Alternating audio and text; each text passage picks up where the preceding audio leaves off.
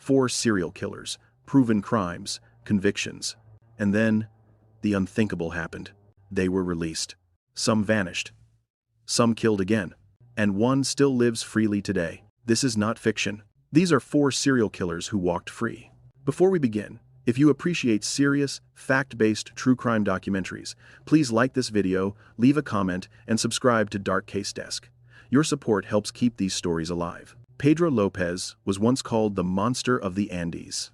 Authorities believe he murdered dozens of young girls across Colombia, Peru, and Ecuador during the late 1970s and early 1980s. His victims were often poor, vulnerable, and quickly forgotten by systems that failed them. When Lopez was finally caught, he confessed. He led police to mass graves. The evidence was overwhelming. But the laws in Ecuador at the time limited prison sentences, even for extreme crimes.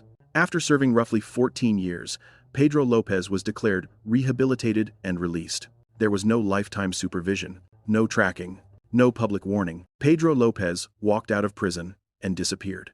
To this day, no authority can confirm where he is or whether he is alive. His case remains one of the most disturbing examples of how legal loopholes allowed a serial killer to vanish back into the world. Karla Homolka's freedom did not come from weak laws. It came from a deal. Alongside her husband, Paul Bernardo, she participated in the sexual assault and murder of teenage girls in Canada during the early 1990s. At the time of her arrest, investigators believed Homolka was a battered spouse, acting under control and fear. In exchange for her testimony against Bernardo, prosecutors offered her a plea deal. What they did not yet have was video evidence. Later, tapes surfaced showing Homolka as an active, willing participant. But by then, the deal was done. The sentence was locked. Karla Homolka served her time and was released. Today, she lives under a new identity. She is married, she has children, and she is free. For the families of the victims, her release remains one of the most controversial and painful moments in Canadian criminal history. Jack Unterweger's story is often described as the most dangerous mistake the justice system ever made.